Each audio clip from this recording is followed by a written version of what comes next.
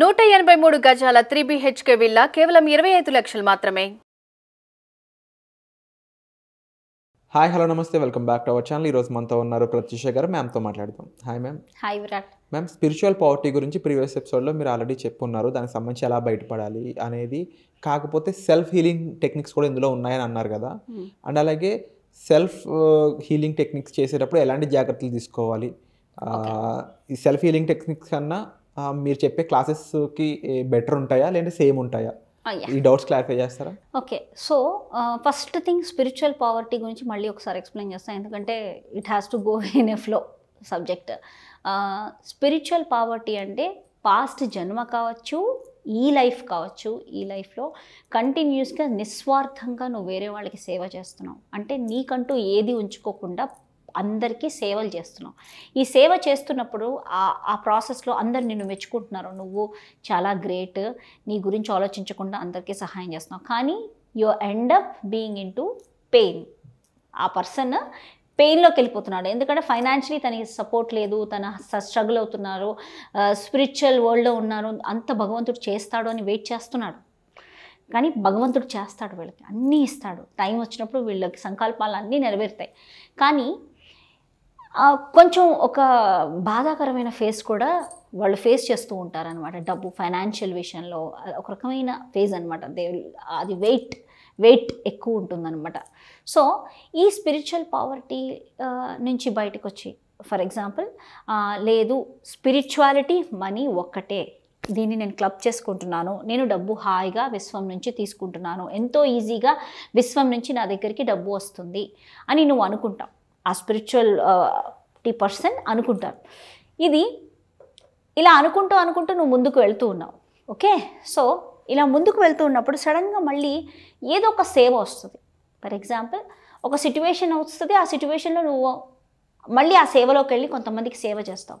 ఆ సేవ చేసినప్పుడు నీకేమైపోతుందంటే మళ్ళీ నీకు ఆ ప్యాటర్న్స్ అన్నీ ఓపెన్ అయిపోయి, ఈ అన్కాన్షియస్ ప్యాటర్న్స్ అన్నీ ఓపెన్ అయిపోయి, అంటే నీ పాస్ట్ కర్మ నుంచి నువ్వు స్పిరిచువల్గా ఎంతైతే రేజ్ అయ్యావో, అంటే నిస్వార్థంగా నువ్వు ఎలా అయితే సేవ చేసావో అవన్నీ ఓపెన్ అయిపోయి నువ్వు మళ్ళీ మనీని స్పిరిచువాలిటీని సపరేట్ చేస్తూ ఉంటావు. తెలియకుండా అయిపోతుంది, అన్కాన్షియస్గా ఈ యొక్క ఎమోషన్ మేనిఫెస్ట్ అవుతూ ఉంటుంది. ఓకే, సో నువ్వు రెండింటిని సపరేట్ చేసేస్తావు తెలియకుండా. నీ ఆలోచన లేకుండా నువ్వేమీ చేయకుండా ఆటోమేటిక్గా ఆ సిట్యువేషన్కి వెళ్ళిపోగానే అన్కాన్షియస్ ప్రోగ్రామ్స్ ఓపెన్ అయిపోతాయి. అంటే నీ పాస్ట్ జన్మలో, ఈ జన్మలో నువ్వు ఎప్పుడైతే నీ కోసం పని చేసుకోకుండా 10 మందికి సేవ చేస్తున్నావు కదా, చేస్తున్నప్పుడు ఏమైంది, స్పిరిచువాలిటీ మనీ సపరేట్ అయిపోయింది. నువ్వు సపరేట్ చేసేసుకున్నావు. డబ్బు అనేది వస్తుంది, నేను ఇందులోనే ఉంటాను, ఈ సేవలోనే ఉంటాను, అది వస్తుంది, ఇట్ ఈస్ వర్క్ అనేసి నువ్వు సరెండర్ చేసేసావు భగవంతుడికి. అది వస్తుంది, యూ డోంట్ నో వస్తుందా లేదా అని కూడా తెలియదు. అప్పుడప్పుడు ఒక విధంగా వస్తుంది, ఒక్కొక్క విధంగా రాకపోవచ్చు, తెలీదు. సో నువ్వు ప్రాపర్గా అబెండెంట్గా ఒక మ్యాజిక్గా మనీని మేనిఫెస్ట్ చేయాలి, నీకు కావాలన్న టార్గెట్ అమౌంట్స్ ఎర్న్ చేయాలి, నువ్వు ఒక మిలియనర్ అవ్వాలి అనే ఆలోచనలు నీకు ఉంటేనే నువ్వు ఎలా స్టెప్ తీసుకోవాలి. అంటే ఇప్పుడు ఫర్ ఎగ్జాంపుల్ ఒక సేవా ప్లాట్ఫామ్లోకి వెళ్ళావు. ఓకే, ఈ స్పిరిచువల్ పావర్టీ ఉన్న పర్సన్ ఒక సేవా ప్లాట్ఫామ్కి వెళ్ళినప్పుడు అక్కడికి అందులో ఎంటర్ అయ్యి అందరికీ సేవ చేసి హెల్ప్ చేసి తెలియకుండా పెయిన్లోకి వెళ్ళిపోతాడు. మళ్ళీ past unconscious programs open up అయిపోతుంది. సెకండ్ టైం మళ్ళీ అలాగే అవుతుంది. సో ఈసారి నువ్వేం చెప్పాలి అంటే, నువ్వు ఏం చేయాలి, స్ట్రిక్ట్గా నీ యొక్క అర్నింగ్స్లో 10% నువ్వు సేవకివ్వు, 10% నీకు సేవకివ్వు, మిగతా అమౌంట్ నీది. వీళ్ళకి ఏమనిపిస్తుందంటే, నార్మల్గా మిగతా అమౌంట్ నాది అని అనాలంటే కూడా వాళ్ళకి ఈగో అడ్డొచ్చేస్తుంది. ఈ డబ్బు నాది అంటే కూడా, అమ్మో ఇది డబ్బు నాది అనాలంటే కూడా వాళ్ళకి భయం కూడా కాదు, అదొక ఈగోతో నచ్చరైపోయింది కాన్షియస్నెస్. ఎందుకంటే నేను స్పిరిచువల్ వాళ్ళు కదా, నేను డబ్బు కోసం ఆశించకూడదు కదా అనే స్టేజ్లోకి వెళ్ళిపోయింది inner child. So inner child ఏం చేస్తుంది, నువ్వు ఇలా సేవలోనే ఉండు, సేవలో మనీ ఇది సపరేట్ అని చేసేస్తుంటుంది అనమాట. సో ఇన్నర్ చైల్డ్కి నువ్వు చెప్పాలి, ఏమని చెప్పాలి, ఈ డబ్బు నాకు కావాలి, బికాజ్ ఐ ఎగ్జిస్ట్, నేను ఉన్నాను, ఇది నా డబ్బు, ఇది నాకు కావాలి అని దానికి చెప్పాలి ఇన్నర్ చైల్డ్కి. ఎందుకంటే ఇన్నర్ చైల్డ్కి అలవాటు అయిపోయింది స్పిరిచువల్ పావర్టీ. ఇప్పుడు అది ఏం చేస్తుందంటే, ఇగో ఈ డబ్బు సపరేట్, స్పిరిచువాలిటీ సపరేట్ అని చేసేస్తుంటుంది మైండ్లో. సో ఇప్పుడు 10% నీకు వచ్చిన మనీ ఫ్లోలో 10% చారిటీకి ఇస్తున్నావు అనుకో, నువ్వు లెక్కగా 10% చారిటీకి ఇస్తున్నావు అనుకో, సేవకి వాటికి వాడు. మిగతా అమౌంట్ అంతా నీ యొక్క సక్సెస్కి, నీ యొక్క 40% ఫర్ ఇన్వెస్ట్మెంట్స్కి, రిమైనింగ్ అమౌంట్ నీ యొక్క లగ్జరీకి, వీటికి నువ్వు వాడు. నీ కోసం అది, ఇది నీ డబ్బు. సో నాది అని అనడానికే వాళ్ళకి ఇన్నర్ చైల్డ్ ఒప్పుకోదు. వీళ్ళు నాది అనుకుని ఒప్పుకున్నా కూడా ఇన్నర్ మెసేజ్ రెసిస్ట్ చేస్తుంది. నాదియా ఈ డబ్బు అని అనడానికి వాళ్ళకి రాదు. నాది ఈ డబ్బు, నాకు కావాలి ఈ డబ్బు, నాకు కావాలి అని మనస్ఫూర్తిగా వాళ్ళు అనలేరు. దిస్ ఇస్ మైన్ అని అనలేరు ఆ డబ్బుని.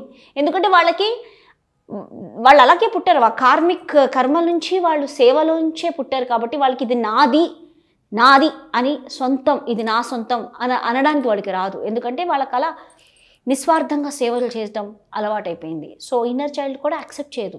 సో మిస్ మ్యాచ్ అయిపోతుంటుంది వాళ్ళకి. సో వాళ్ళు ఇన్నర్ చైల్డ్తో ఫైట్ చేయాలి.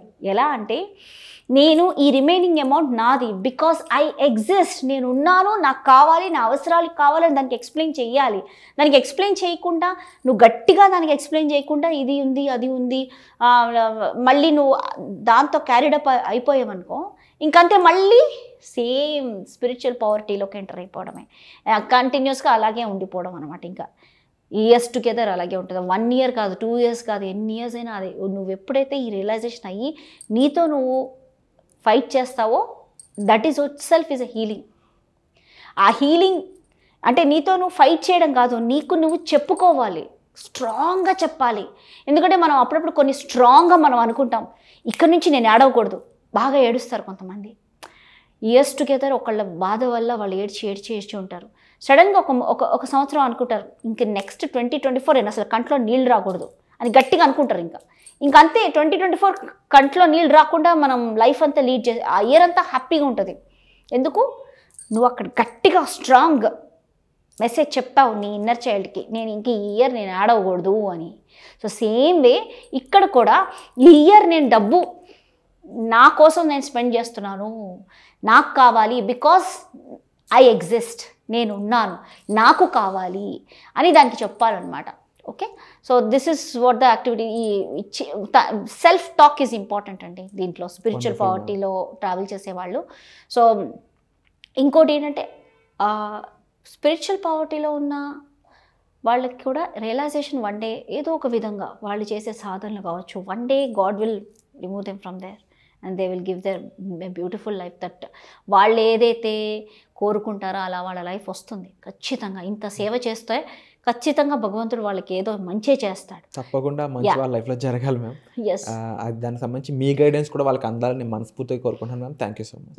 ఈ స్పిరిచువల్ గైడెన్స్ అయితే 2 days karmic blocks clearance on money program ఉంది. అది next Wednesday Thursday evening 7:30 to 9 ఉంటుంది. ఆ ప్రోగ్రాంలో ఐ విల్ క్లియర్ అనమాట. ఫస్ట్ డే కంప్లీట్గా బ్లాక్స్ క్లియరెన్స్ అని ఉంటుంది మనీ మీద. బట్ ఆ రోజు కొంచెం డ్రౌజీగా నిద్రగా ఉంటుంది. ఇంకా సెషన్ అవ్వగానే మీరు పడుకోవడమే ఇంకా. So next day it is like మళ్ళీ శివ సాధన అవన్నీ గైడ్ చేస్తాను అనమాట. వెరీ పవర్ఫుల్ ప్రాసెసెస్ అండి.